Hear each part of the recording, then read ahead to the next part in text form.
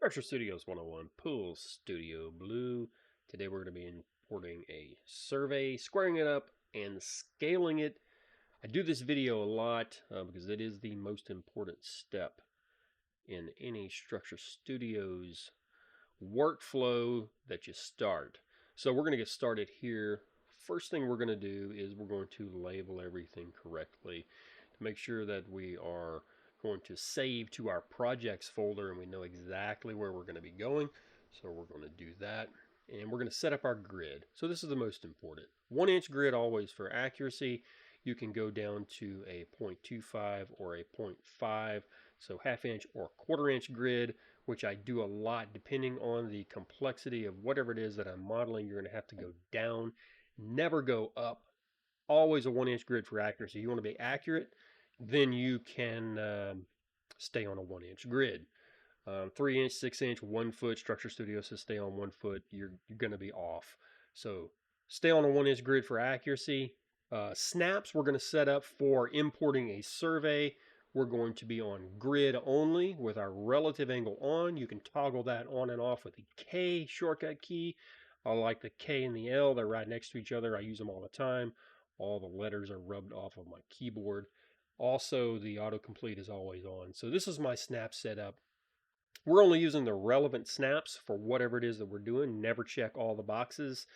They're just going to fight against each other, all going to work against each other. Especially if you have point and line on, then the program's going to automatically want to hit the points and the lines instead of the grid. So once you're off, and then there's really no going back after that. So stay on the grid, stay on your 1-inch for accuracy, and everything's going to be nice and smooth. You're going to be a lot faster in your workflow process just using your grids and your snaps, just like the program was designed to be used. So let's jump right in here and get started on importing the survey.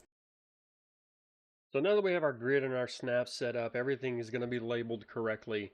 We're going to be in stage number 1, which is the project information stage. So from here, we are going to click this button here under project information in this right hand panel. We're going to click this background image button. So this is where you're going to import all of your background images, your property surveys, all that fun stuff. So we're going to click that, and this is going to open up a navigation window from Windows. That's wherever your property surveys or your plan sets are stored or saved on your local machine. This is where it's going to go. So I'm going to click background. It's going to open up where I have my survey saved, which is going to be this survey right here. And this survey is a 1 megabyte survey, so it's pretty large. I usually like them down in the kilobyte size. So a couple of updates ago, they did automatically start compressing files. But if I bring this in at a 1.05 into this file and I save this file and close it down, then I look at the file size in my projects folder, it's going to be over 1 megabyte. So I'm not sure if the background or the image compression actually works. Obviously, I don't think that it does. But just to let you know that the larger the background image file is, the more resources it's going to consume in the program, and you will get into some lag and drag and just poor overall performance, as Structure Studios always tends to do. So make sure that this file for your background, especially if you have a lower hardware spec machine, like if you're running a 3060 RTX with an i7 processor, and your 3060 RTX is a 6 or an 8 gigabyte video memory card, and you have that low gen i7 processor, you're gonna get into some issues when you start advancing into the more past the intermediate stage.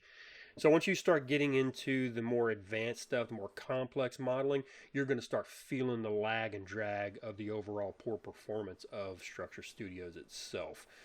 So they have a lot of work to do on the performance side of the program. But when users start having issues, the very first thing that I look at is this background image. So whatever background image that they are importing. A lot of people would just import the PDF straight into their background. Sometimes these PDFs are 16, 18, 40, 60 megabyte background image files. They're just massive, and the program just bogs down. So when you put in a lot of like plants and trees and just start stacking plants and lights, especially if the geometry is all crossed up, you're not using your grid, you're not using your line snaps, things are just going to start bogging down fast. Like I said, once you get past the beginner and intermediate stage, you're going to really start feeling the the poor performance overall. So be aware when you import a background image, and you want to make sure that this file is as low or small as possible. So for demonstration purposes here, we're just going to go ahead and bring this in. I would usually just kind of bring this into Paint, like Microsoft Paint. So if I right click on it and I go open with Paint, it's going to open this up in Paint. And I'm just going to, let me see if I can scale this down just a little bit. I would do something like this. I would scale this down where I can still see my numbers nice and crisp. And then I would either take a screenshot of this and crop it, bring it back into Paint, or I would just take a snippet, which is Shift Windows S, and then I will grab it up here. And what this does is just take it's just a screenshot, basically, a snippet. Use a snippet tool, and then Windows key plus R, MS Paint, Control V to paste it back in. So I'm going to grab these grab handles here and just move it in just like this. There we go. So here's our survey. This is a screenshot after I scaled it down. So basically what I did was I compressed um,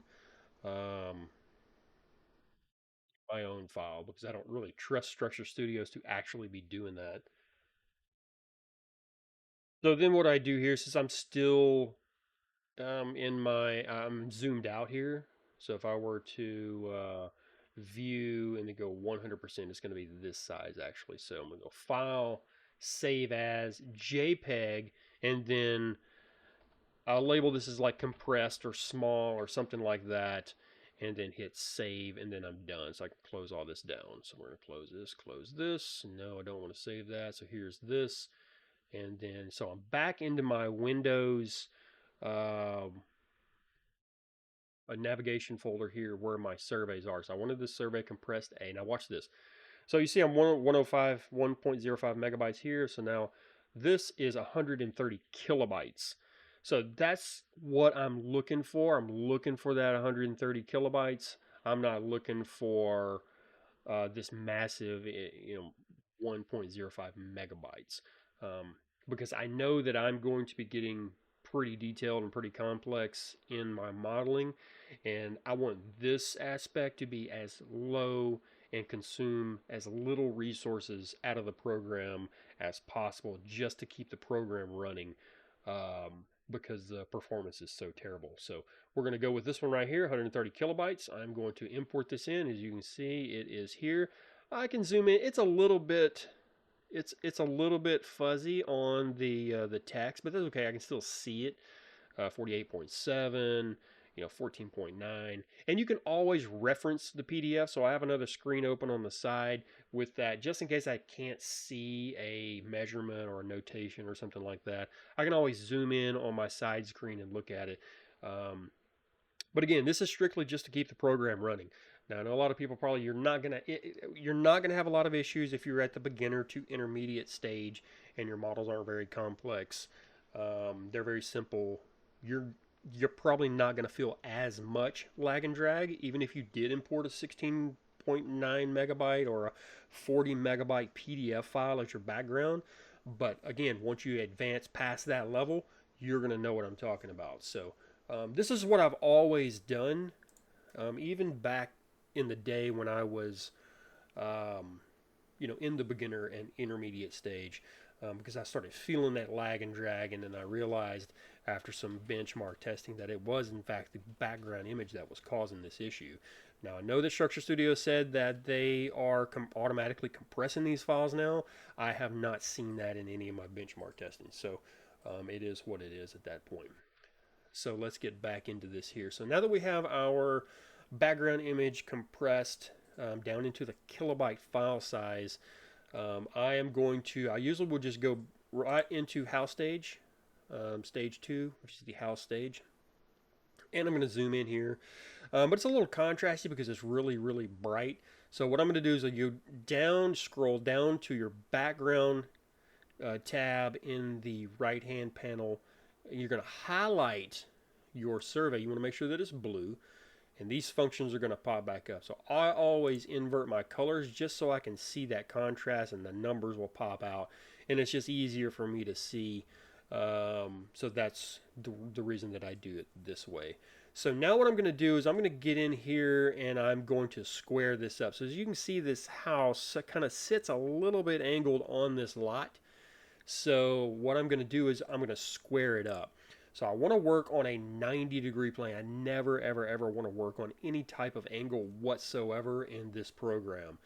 It's just a disaster from the very beginning if you do that. So always square this up, which is what we're going to do right now. So what we're going to do is what I usually do is A for line. And I'll make sure that my relative angle is on with the L shortcut key. And I'm just going to draw a 90-degree cross section right here. And the reason that I do this is because I want to see these red lines, because I'm going to fit this into this 90-degree angle right here, just to make sure that I am nice and squared up. So now I'm going to go back down to background. I'm going to click my survey. It's going to highlight. You see it's going to have blue. What I like to do here is turn off all snaps with the I shortcut key. Just don't forget to turn them back on. W shortcut key to rotate while I'm highlighted. And now I can rotate this however I like. So what I do is I'll just kind of eyeball it. And I'm going to fit it up in this corner right here. So I'm going to look at this line, looks good. I'm going to look at that line, looks good. See, this is a little off. You see how this up here and then down here? So we're a little bit off. So I'm going to rotate it to the left slightly. So I'm just going to grab this and just kind of give it a little bit of a rotate there. There we go. And that looks good. You see I have a little bit on top. It looks nice and square. It's not ever going to be 100% perfect, but when I draw, I'm going to be drawing straight 90 degrees for the house, for the foundation. And that's it. So now I'm squared up. So now what I'm going to do is I'm just going to hit Q. I usually Q or escape. Either one of those is going to exit out of whatever function that you're in. And you see my crosshair, which is my move tool on my cursor. I'm just going to move this back into my center. So this is the front of the house, this is the side of the house, and this is the rear of the house. So it depends on your orientation on how you like to set it up. I usually like to set mine up, depending on the orientation of the house. Now this one in particular, the pool's going to be down here. Most of the time the pool's going to be up top for me personally. So you guys may be different. So however you like to do that, that is completely up to you. So now that we see how I'm angled here, that's how much I turned this to square up my house on my foundation, because that's where I'm going to start and that's what I'm going to work off of. I don't need these anymore. I'm going to delete those. Now we're going to move on to scale. So now what I'm going to do is I'm going to see, I usually take something in between 20 and 40 is usually the best, scaling. Here's a shed that's 20. I know that's a solid, 20 number, so that's okay. And then we'll do some batch measurements here and see. Here's 40 right here. But I want to start with something smaller. I'm going to start with a 20 and scale this to 20. So what I'm going to do is I'm going to go back down to my background, import image. I'm going to click and highlight, make sure it's blue. I'm going to go scale. And now I'm going to come in here and I'm going to zoom in as much as I possibly can. I'm going to get right up on this outside corner. And I'm going to click here and I'm just going to kind of go down here and just kind of test this and see where I'm at on this scale here. So I'm going to click that and I'm going to just type in 20, 0, and then I am scaled here on this. Now I'm going to check this. I'm going to double check everything. So I'm going to click off. I want to make sure that my snaps are on. See, my snaps are off. I shortcut key will turn them back on to whatever you had them set at. So that's where I want to be. And now I'm going to come in here and just kind of take some batch measurements here. Let me see, this is, yeah, 12.6, 12.7, 3.8, yep, it's 14.9. It's okay. As you see, there we go. This is 7. It's equal 14.9 again. 11. A little bit off, but that's okay. Okay, so 11.2, 6. So it's relatively close. So then what I can do here is I can come in and look at something a little bit larger, like this 36.1 here. And so we can scale that. But as you see, the if I zoom in, it's kind of blobby. So your lines are going to be, you know, a little contrasted in a lower resolution because of the compressed file. Even if you did import a PDF, you're still going to have like a fat line here. So I like to try to get right in the middle of that line. So if I'm not 100% happy with the scale, this is only like an inch, maybe. This is not going to matter. It's pretty much, I would use this just scaling off of this 20 right here, but I'm going to double check it. So if something doesn't quite work out and something's a little bit off, a lot of times it depends on how these surveys were scaled. Um, that's going to determine how they're going to actually scale out in Structure Studios. I've had surveys that are just impossible to scale. I could scale this 46.7 perfectly, but then this 12.6 will be off. Or I could scale this 20.7 perfectly, and then this 11.2 would be off. So it just depends. So always, like, this is my field data harvesting is very, very important because you always go off of the actual measurements of what's actually there. So in the event that this survey was off, I would stick with the numbers that are showing here. And remember, these are decimal equivalents. So this 36.1 means probably like a 36 foot 2 inches. 27.5 is 27 foot 6 inches. 12.6 is 12 foot 8 inches. So it's going to be, you have to, these aren't inches over here, is what I'm saying. These are decimals. So keep that in mind. You don't want to be way off. If you're off, you want to be off by inches and not feet. So make sure that you're scaling properly there. So let's go here and let's just check. Let's check a long run. It looks like a 48.7. I know this is a 36.1, so let's do that. So we're going to go here. We're going to go scale. I'm going to get right up in the middle of this. And I'm going to click 36.1. I'm going to get right in the middle of this. I'm going to click. So 35.9. See, so 36. I'm going to go 2. Okay. And now we're back on it. So now if I want to adjust this inside these lines, I'm going to turn off my snaps with the I shortcut key. That way I can kind of freely move this around. See, this is much better on that. So always take like a batch, do like a couple of different spots, do like something in the 20 range and then do something a little bit larger. That way, at least you're scaling, accurately and it's only taken just a couple of minutes. So that couple of minutes, um, you know, is going to make all the difference on the from an accuracy standpoint. And so that's about it. Once you get in, make sure that your snaps are turned back on. Don't ever forget to turn your snaps back on. Um, let's see. Let's just go on around here. So I'm going to zoom in and click. And I have not updated as of yet. So the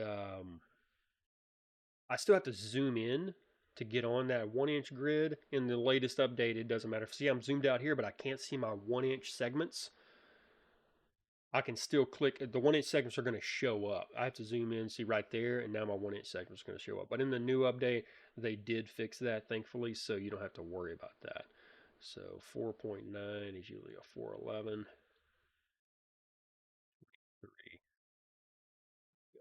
27, 8, 2, This obviously this garage wall is a little bit longer than the other side, so we're gonna go.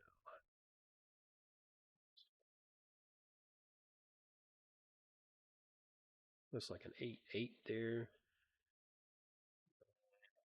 48-7. Yep, look at that, right on the money. And autocomplete is on with the dash line. Hit enter, enter, and then there it is. So my house is in. I'm just going to go ahead and turn off the roof as I always do. I always separate my walls from my roof lines. I'm going to save this. There we have it. So now you can get started on your model. Everything's square. You are. I know this is an older house. So it's an 8-foot plate. So you always want to make sure that you set your plate height where it is to accurately reflect what's actually there. Because if you're attaching a structure to this and you have the default 10-foot plate, but this is an 8-foot plate house and you draw it as a 10, you go to do your takeoff, you're going to be 10 instead of 8. Number one, it's going to look much higher in the presentation than it actually is. So your client's going to be confused because they don't know if it's an 8-foot plate or a 10-foot plate or what. So always want to be accurate. Plus your takeoffs are going to be off because you're going to be pricing this for a 10-foot. You only need 8. Your materials are going to be off. Make sure you're accurate. So plate height is very, very important. And that is it on squaring up, so I'm nice and square. Now when I start drawing in here, everything's going to be square and I can snap to everything, my outline tools and all that. And I'm nice and square. The last thing before we go is our north arrow. I always use true shadows. I never use the fake or with the true shadows off. And then I'm just going to make sure that my north arrow lines up correctly because this is going to determine planting scheme, where I'm going to put destination areas, optimal sunbathing spots, plants that require full sun, half sun, or partial. Is all going to be determined by this north arrow here. So you want to make sure that that's always correct on your way out before you start really getting in on your design aspect because it's going to matter a lot. So anyway, that's about it, guys. Make sure you hit that subscribe button and like the video. Come join us over on our Facebook group, VIP 3D Core Essentials. If you have any type of questions, please post up in the group once you get in, and then we'll make quick videos for you. We don't want you to spend hours on something that could just take minutes. So come on in, get going with us. There are a lot of pro users in the group, and we'll get you sorted out and get you on the right track and save you a lot of frustration and a lot of trial and error by just doing simple stuff like this up front, get you going in the right track. So always be creative, guys. Come see us, VIP 3D Core Essentials on Facebook.